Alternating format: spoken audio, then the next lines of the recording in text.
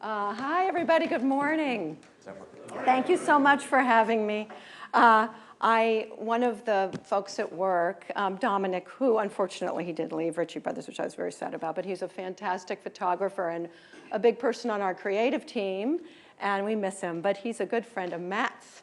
And he said it seems like it was about 6 or 7 months ago, he said, oh, my friend Matt does this fabulous conference every year, and I know they'd love to have you, so thank you very much for having me. I really appreciate it. Thank you. This is an excavator. Many of you probably already know that. But at Ritchie Brothers, this is what we sell. We sell big, heavy industrial equipment, and we do it mostly in auctions. And our live auctions are massive. We run them all over the world. And we have about 40 auction sites, and we do half of our business online. So we transacted about $5 billion in business last year, and we do around $1 billion in revenue. So we're a pretty big company, and we started here in BC.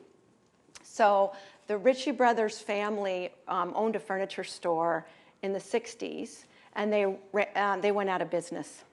So they decided to hold an auction to sell everything, and they did, and they loved it. And then they decided, we're going to just become auctioneers, and that's what they've done, and they've built a great business.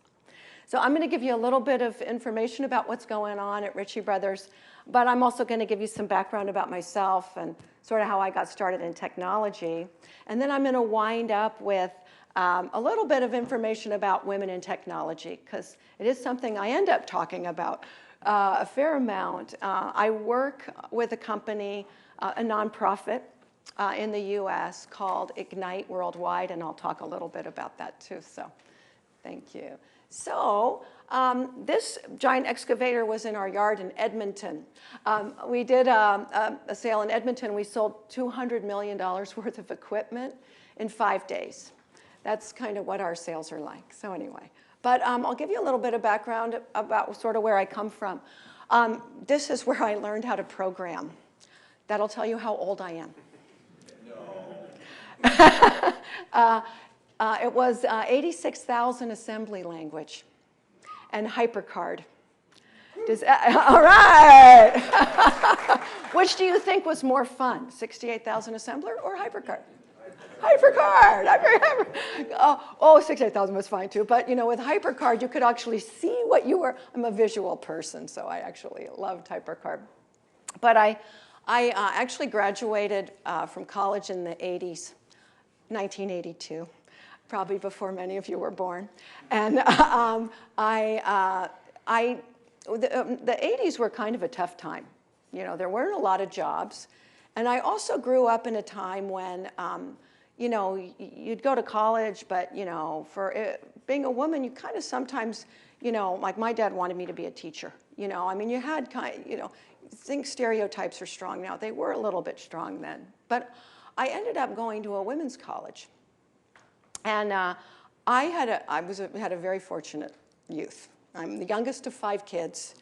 I had a fabulous upbringing. I spent a lot of time outside because I grew up in that era when you'd get up in the morning and your mom would like, bye, see you at 5. Make sure you're home in time for dinner. You know, it was sort of that era. And so when I went to college, I hadn't really thought a lot about equality or any of those kinds of things. You know, they hadn't really come up very often. But when I went to a women's college, you better believe that was kind of a theme.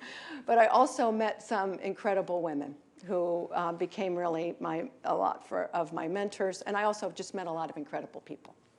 And I loved college. But I graduated from college, didn't know what I wanted to do. I ended up teaching school. I got a teaching credential. I worked in a nightclub in San Francisco. I had a lot of fun. I would just say that. I never look back and say, oh, I regret I didn't party enough in my 20s. Because I did. I had a wonderful time. And, but I ended up going back to school in 1988. And I did 2 years of graduate, my degree's in mathematics, I did 2 years of graduate school work in computer science. And so that's where the little Mac comes from, sorry. And so at that time, I loved every moment of it, I just have to say. I was a little older, I was a little more mature, and I studied hard, and mostly I just loved it for the joy of it. I didn't really know that it was going to turn into be a great career for me.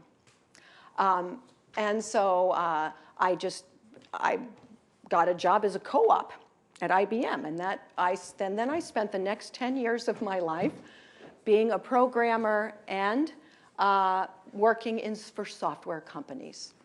So I worked for IBM and I worked for Sybase. Most of that time was spent at Sybase. Sybase was a relational database company. Does anybody remember it, or have you heard of it? Yeah. we were in the big leagues for quite a while, and went through quite a few very interesting times there. And then, but was an engineer, and I became an engineering manager. And then a lot of stuff started happening in the internet. The buzz was going on, probably starting in '96.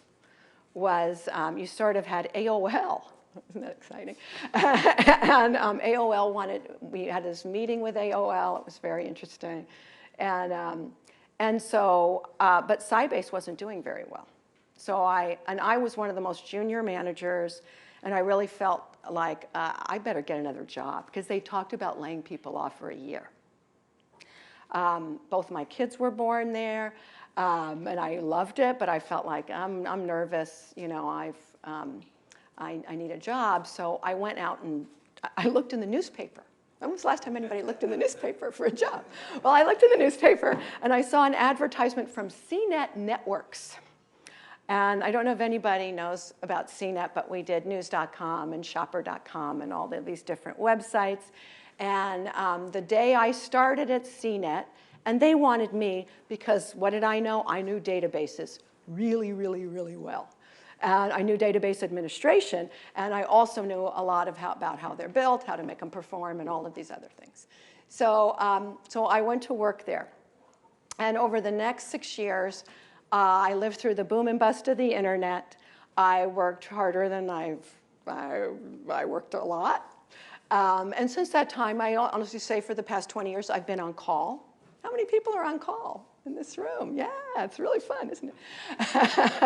But I've been on call for 20 years, and you know, it was just a great start to my career, and I had to learn and do a whole lot of other things while I was there.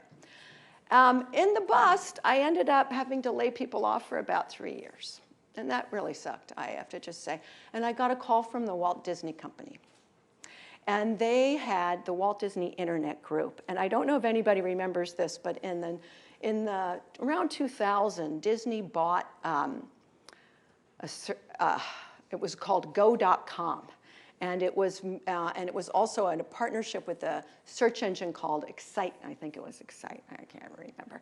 But at any rate, you know, it was this big investment they'd made. And they also bought a company in Seattle called Starwave. It was a Paul Allen startup. Starwave built some of the first content management systems on the internet. And they built them for ABC and ESPN. And Disney owns ABC and ESPN. So they had this office in Seattle, and they wanted somebody to come up and run engineering for them. And so that's what I did. And we did advertising, content management systems. And then we really got big into video streaming. Because we built some of the early players, and we built them in Flash. Flash is dead. But anyway, I guess, you know, I probably have rewritten those in WebRTC and other technologies. But so it was a lot of fun. And we also did a lot of work in mobile. And those were on flip phones, Brew, J2ME apps, and then we did really probably some of the first web applications in our content management system. And then we also did custom native apps. And so from there, so that was my 10 years in media and entertainment. And then the last 10 years, I actually went into retail. I went to run technology at a company called Blue Nile. And we're an online-only jewelry company. And then I got lured into going to Starbucks. And Starbucks was my first job where I officially worked in IT. I worked in the IT department at Starbucks. And it was a great job, but an exhausting one. I ran all of the retail technology groups. We built the mobile order and pay app. We did all kinds of stuff. But I also ran technology in China and Japan. So it was a burnout job. How many people have had just a burnout job where you felt like the life is being sucked out of me? For those of you who have never had a burnout job, you are blessed. That means you have made some decisions about how to keep some freedom in your life. And I think my hat's off to you. So at any rate, I got recruited to go to Ritchie Brothers. I didn't know much about it. I will say about Ritchie Brothers, the thing that's amazing about it is its business model. That was one of the most attractive things to me. Because in my job is to invest in technology for the future of a company. My job is to invest and to get everybody to invest and get everybody to sign up for it. And the other big thing about my job is to run operations. And that's a huge part of my job. Everybody counts on us to run everything. And those are probably the two biggest things, but I'm also responsible for like cybersecurity and a bunch of other stuff like that.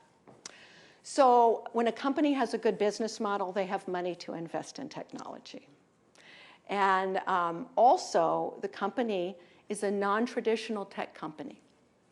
So when you think about where you like to spend your careers, a lot of people would say, I'd love to work in a tech company. And I did build my career on working for tech companies. I would also say working for non-traditional, non-tech companies is very interesting, especially right now, because all of those companies have to become tech companies as fast as they can. So for many of you, you may be, working in some great tech companies, but if you're working for a business, that business has to become technical quickly. And for Ritchie Brothers, what's happened to us is more than half of our business happens online now. 5 billion in transactions, over 2.5 of that is happening online. Now, the heavy equipment industry is a little slow to get into technology, but it's happening fast because kids of the parents may have run these big construction companies. Their kids are taking over. They're savvy. There's more and more and more going on there, and we have to stay relevant. We're a publicly traded company. We're under a lot of pressure to produce revenue all the time. And so we've done a lot of very interesting things. And one of the things we've done is to build a software as a service product for handling used equipment. And that's been going great. So we have, and then I thought I'd just mention a few things about DevOps at Ritchie Brothers, because we are not one unified DevOps team yet. And I think that's going to take a little bit of time. Our most advanced DevOps team, and they are advanced, is on our .coms, our marketplace teams. Actually, I'm going to go down to the next slide here. There we go. It's frozen. It's coming. Oh, I'm so used to touch screens. I'm so sorry. So here's Ritchie Brothers. Sorry. No, it's because I have an iPad. Okay. So we acquired a company called Iron Planet about 2 years ago, and we've all munged everything together. The RitchieBrothers.com team is actually working on the most advanced tech stacks and has built a mobile app. But the rest of Ritchie Brothers technology, the way we run an auction, is ancient. We run on an AS400 and a Visual Basic application. And actually, what's really funny about, I do want you all to know that you all have careers for the rest of your lives. Whenever anybody says, my brother-in-law is an AS400 programmer. So I always say, don't worry, you're always going to have a job. How old do you think my brother-in-law is? He's 70. He's still working he works for B of A. They're happy to have him. He can work from home. He can do whatever he wants. They're just so grateful to have a programmer. So, and I say that because, also our job market is incredible. There are 400,000 open positions for security people. And there are 3 times as many as that open for programmers, system administrators, and people in technology. So you feel good about that. I think that'll be great. So anyway, we acquired Iron Planet. We're moving to Iron Planet's auction management system. They are still operating on bare metal. And so we are, and their DevOps is you release once every 3 weeks. I bet for a lot of you, how many people are on weekly releases? How many people are daily?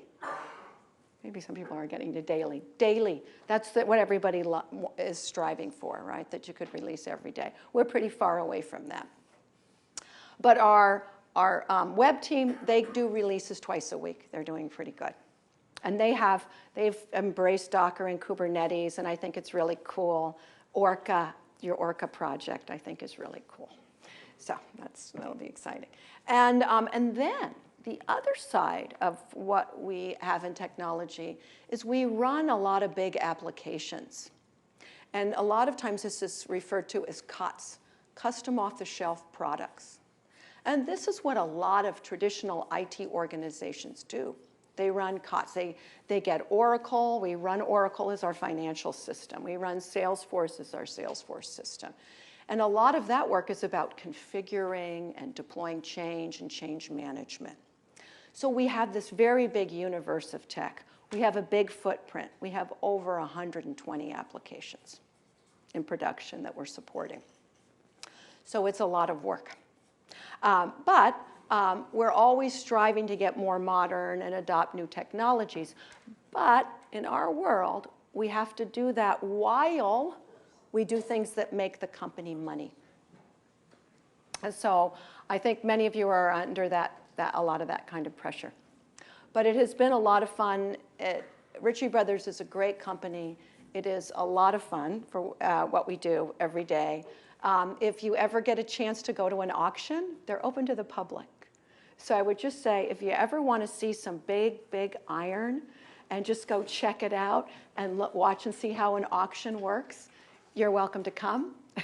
We have an auction yard in Chilliwack, and that's the closest one we have. And in Edmonton, and Chehalis, and Moerdijk in the Netherlands, and all over the world. So I'm gonna switch over to talking about women in technology, because I just thought some of you might find this interesting. So this is about a sample of 1,000 Americans get asked to name a famous woman in technology. How do you think that went? 91.7 drew a complete blank. Okay, but 8.3% said they could. But out of that, 4% responded with Siri or Alexa. So I think that it's sad. It's a sad state of affairs. But so anyway, here are my heroes. These are four people who I look up to a lot. And when I was, many years ago, in graduate school, there was one person everybody thought was the greatest, and Judy Estrin. How many people have heard of Judy Estrin? Yeah! She is responsible for creating what is now modern networking, and ran Cisco for a while, and she runs an innovation lab today. But she was a very early pioneer, worked with Vint Cerf. And so I went to school in the Bay Area, and close to Silicon Valley, and was kind of around a lot of those. But she, it was great to have somebody who was like, a role model, and she was a very visible person. Megan Smith was the CTO of the United States, and under the Obama administration, and I may weep openly now, because of how much I miss him. But she is one of the coolest people in technology. And Meg Whitman may be in a different political party than I am, but I have a lot of respect and admiration for her, just like I do for Padma Shri Warrior. So these are great people. And then I just thought, here's a lot of other great women in technology. And I don't know if you recognize any of them. Some of them are my personal friends. And so I thought I would close by just talking about a few of these people. But some of the people who I really adore a lot is Dana Boyd, who's been at Microsoft Research for years. She writes a lot of great stuff about teens and social media. I think Sherry Turkle's a professor at MIT. She writes a lot about computers and society. She's a very interesting person. Lenore Blum was a big crusader for women in technology when I was in tech in the 80s. And then, and Susie Wees, a great person, does a lot of DevOps stuff at Cisco. And then the gal in the glasses right there is named Beth Robson. She's one of my best friends. She writes a lot of books on technology. And she's been lately saying a lot, I hate tech. What's the matter with tech? You know, because she's like old like me. And she's like, I'm so fed up. And, but she's still writing books and teaching classes and doing all this stuff. It's not tech that she hates. It's the ethics. It's the ethics of the people who are running big tech organizations. If I would say anything, I think one of the dilemmas that we face in the future is ethics and our responsibility around being ethical and calling to task. Maybe it's a company we even work for. But it's really about evolving, I think, respecting people's privacy and holding people to the fire when their ethics are really lacking. Because that's probably one of our biggest responsibilities as technologists. It's kind of tough. Sometimes we get put in some very tough situations. I had a database engineer who worked for me one time, and it was in the 90s, and she had worked for a company where the CEO, it was a financial institution, and they were doing dirty trading. And she found out about it. And she had to leave, you know? So, you know, but I think ethics today are much more complex because of social media and because a lot of the unintended consequences of technology. So it's something that we have to bear the burden of that as technologists. And I think one of the greatest things we can do is actually talk about it and let our voices be heard. So the other great person who is up here who I also adore is Kathy Rajveller, and she is the founder of Ignite. And what we do at Ignite is we do panels, a lot like the one you're going to see today. And this has they have nothing to do with Ignite. All these wonderful women are coming here just to be able to talk about what they do. But what we do is we go into schools. And we do like junior high and high school girls, and we talk about how we got started in tech and what we do. And then we also invite girls to come to our companies, and we show them what a day in the life of a tech person is all about. And then they kind of get an idea. They sort of see what the possibilities are. One of my favorite books I read recently was Trevor Noah's Born a Crime. Did anybody read Born a Crime? Fantastic book. I highly recommend it.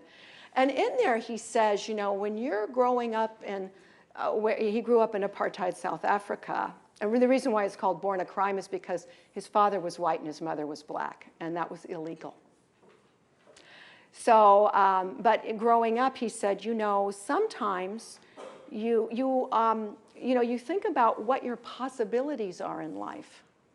But most of the time, they're only what you can see in front of you, right? So he's talking about his mother. He said, my mother showed me what was possible. So for a lot of people, and for women in technology, a big part is just showing everybody, here's what's possible. This is what it's like. A lot of things that we were talking earlier about girls who code is like, it's not just about getting girls into coding, it's about getting them into system administration and DevOps and all the other fantastic careers. And the big reason why I do this is because, to me, one of the greatest things I have in life is my independence and to be able to be financially independent. When I was growing up, it was all about, are you cute enough to get married? I mean, I'm not making that up. So, you know, women were stewardesses and nurses and you think about, that's how long ago. I grew up in the 60s. So, you know, you sort of think about today, a lot of wonderful things have changed, but, you know, it's also wonderful for all of us to be able to have great jobs and for all of us to be able to support ourselves. There's a lot of places in the world where women still can't do that. So, so I thank you for making friends with all the women you work with and for being just open and friendly. I think everyone knows, you know, one of the greatest inhibitors of thought is fear. When you're afraid, you don't think very well. So, you know, I would just like to leave you with that thought of how to make everybody a little less afraid. Be friendly. Okay? And thank you very much. I look forward to doing the panel. I really appreciate you having me. Thank you.